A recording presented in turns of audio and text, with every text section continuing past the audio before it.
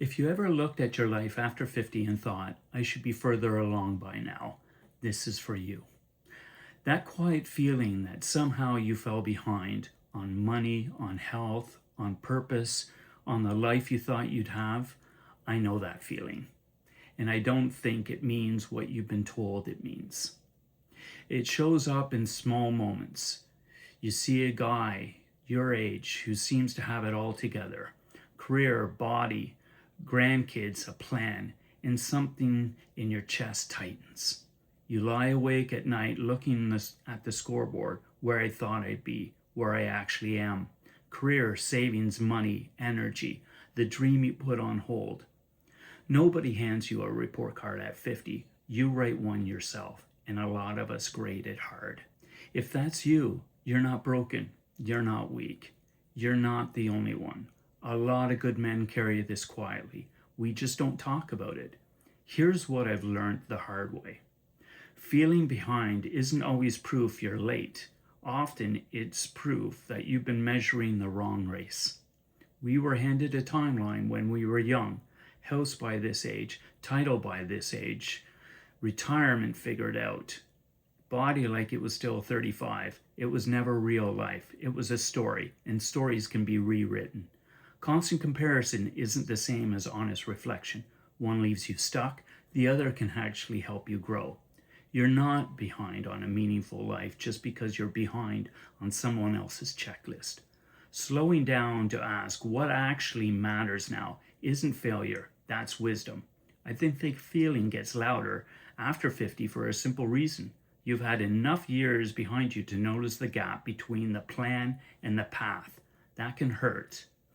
I'm not going to pretend it doesn't, but that same gap is also information. It shows you what still matters, what you still want, what you're done pretending about. The men I respect most at this age aren't the ones who won every decade. They're the ones who stopped running a race they were never signed up for and started building a life that fits who they are now. So what helped me and what I've seen help a lot of other guys isn't a big life realization. It's 3 small shifts. 1, change the scoreboard. Ask a better question. Then, am I ahead or behind? Try, am I living in a way I respect? Health you can still build. A relationship you can repair or deepen. Time with people that matter. If the old scorecard only tracks status or speed, of course you'll feel behind. Build a scoreboard for this chapter. 2, stop borrowing other men's timelines. His path is his path. Yours includes your health, your family, your losses, your wins, your timing. Comparing your chapter 15 to somebody else's highlight reel will always make you feel late. You're not late in your life. You're in the middle of it. 3, take one honest step, not a perfect plan. You don't need a 5-year blueprint this week. You need one true step, a walk, a hard conversation, 20 minutes on something that used to make you feel alive. Motion builds hope. Hope is hard to feel when you're frozen on the couch, running through the past in your mind. If you take nothing else from this, take this. Feeling behind after 50 doesn't mean your best years are gone. It often means you're finally honest enough to want something real. Starting over isn't proof you failed. It's proof you're still willing to grow. You're not behind. You're right on time for the life that fits this you, not your 30-year-old self.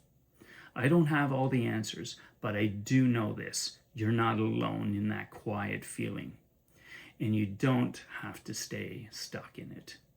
If this landed, tell me in the comments, where do you feel behind now? No judgment. This is a safe place for you. And if you want more of this kind of talk, mindset, meaning, and building a life that feels balanced after 50, subscribe and stick around.